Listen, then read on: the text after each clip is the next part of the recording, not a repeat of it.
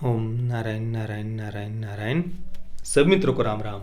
दोस्तों, इस हफ्ते 11 फरवरी को डेथ ऑन द नाइल के साथ में दूसरी जो हॉलीवुड की फिल्म थिएटर में रिलीज हुई है उसका नाम है मूनफॉल, जिसके को प्रोड्यूसर, को राइटर और डायरेक्टर है रोलैंड एमरिक, जो इससे पहले इंडिपेंडेंस डे, उसका second part independence day resurgence, उसके साथ में ही द डे आफ्टर टुमारो 1998 की गॉडजिला, इन जैसी साइंस फिक्शन, डिजास्टर और मॉन्स्टर फिल्म्स को वे इससे पहले डायरेक्ट कर चुके हैं।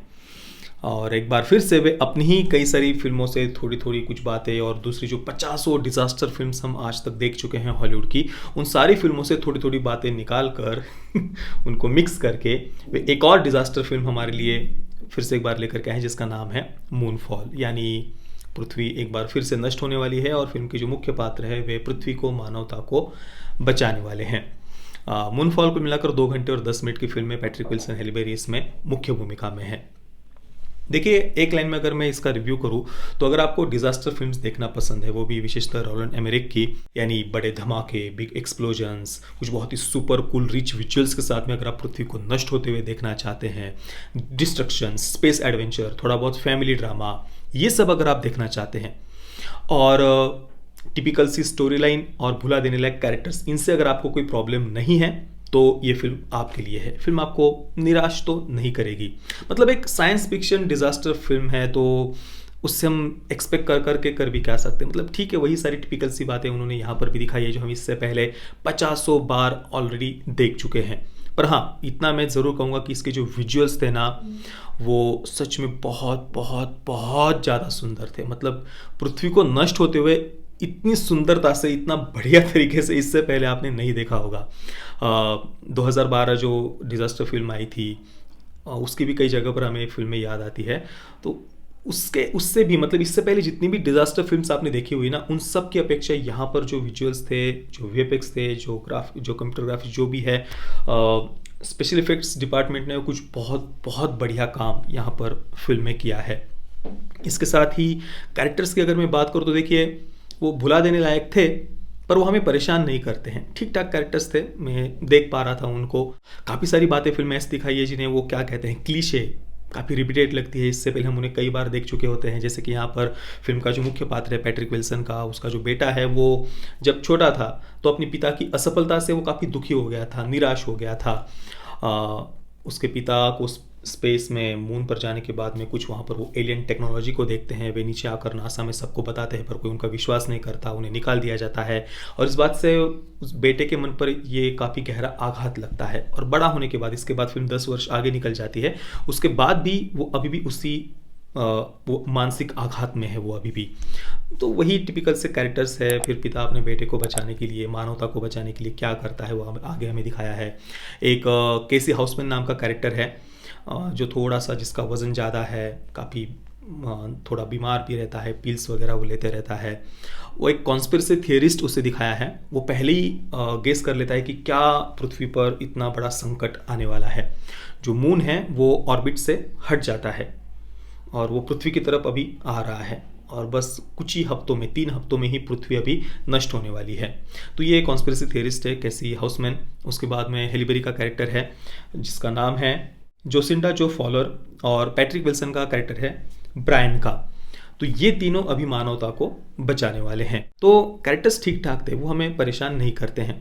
पर फिल्म की जो मूल थीम थी ना, वो बहुत बहुत ज़्यादा इलॉजिकल थी। फिल्म में चंद्रमा को, मून को एक मैन मेड मेगा स्ट्रक्चर कहा है। मैन मेड कही है या फिर एलियन मेड कही है, पर एलियंस के द्वारा बनाया गया एक मेगा स्ट्रक्चर फिल्म में मून को दिखाया है। मैंने पहली बार जब फिल्म की शुरुआत में जब मैंने सुना ना कि भाई मून को ये मेगा स्ट्रक्चर कह रहे हैं, किसी के द्वारा बनाया गया, मुझे लगा यार मुझसे कुछ सुनने में गलती हो गई है। मैंने हिंदी में फिल्म देखी, हिंदी डबिंग बढ़िया थी, पर लगा कि यार पता नहीं सुनने में गलती होगी, नीचे सबटाइटल्स भी नहीं थे। पर बाद में जब मैंने कई बार इसका रेफरेंस आगे देखा तो भाई लगा कि हाँ यार, ये तो सच में यही दिखा रहे हैं। चंद्रमा को इन्होंने डायरेक्टली एक स्ट्रक्चर बता दिया है, किसी के द्वारा, एलियंस के द्वारा बनाया गया। मतलब कई वर्षों पहले, हजारों लाखों वर्ष पहले एलियंस के द्वारा चंद्रमा को बनाया गया था। ये एलियंस की एक बहुत बड़ी टेक्नोलॉजी थी, उन्होंने एआई टेक्नोलॉजी डेवलप की थी और उसके बाद में ये जो एआई टेक्नोलॉजी है, नैनो टेक्नोलॉजी, वो आउट ऑफ कंट्रोल हो जाती है और फिर वो सब कंट्रोल अपने हाथ में ले लेती है, उन एलियंस को नष्ट कर देती है। उन एलियंस को मनुष्यों का पूर्वज फिल्म में दिखाया है। तो ये अभी एआई टेक्नोलॉजी काफ़ी पावरफुल हो गई है, उसने सबको नष्ट कर दिया है और अभी वो पृथ्वी पर जो मनुष्य है उन्हें भी नष्ट करना चाहती है। डायरेक्टली नष्ट करने की बजाय वो चंद्रमा को ही खत्म करके, मतलब दोबारा से मानव सभ्यता का अस्तित्व ही नहीं बचे, ऐसी पूरी उस एआई टेक्नोलॉजी की प्लानिंग है। तो ऑर्बिट से बाहर निकल गया है चंद्रमा, वो पृथ्वी की तरफ आ रहा है, पृथ्वी नष्ट होने वाली है और अभी ब्रायन वगैरह इन सब को, पृथ्वी को, मानवता को बचाना है। और पृथ्वी पर फिर जो इनकी फैमिलीज वगैरह है, ब्रायन की हो या जो सिंडा की हो, ये सब कैसे अपने आप को इस पूरे संकट से बचाते हैं। अब ऑर्बिट से चंद्रमा निकल गया है तो गुरुत्वाकर्षण में कई सारे बदलाव हमें देखने को मिलते हैं। समुद्र की जो लहरें है वो सैकड़ों सैकड़ों फीट ऊपर जाते हुए हमें दिखाई देती है। शहरों के शहर पूरी तरीके से विनाश सब तरफ हमें दिखाई देता है, सब तरफ समुद्र का पानी फैल गया है। ये सब फिल्में दिखाए और विजुअल सच में बहुत बहुत ज़्यादा बढ़िया थे। तो ये कुल मिलाकर फिल्म की कहानी है। तो ये जो बेसिक थीम थी ना, चंद्रमा को मैन मेड स्ट्रक्चर कहना, वो काफ़ी इलॉजिकल थी। पर मैं इतना ज़रूर कहूँगा कि इतनी इलॉजिकल बात को भी उन्होंने बहुत विश्वास के साथ और सीरियसली फिल्म में दिखाया है।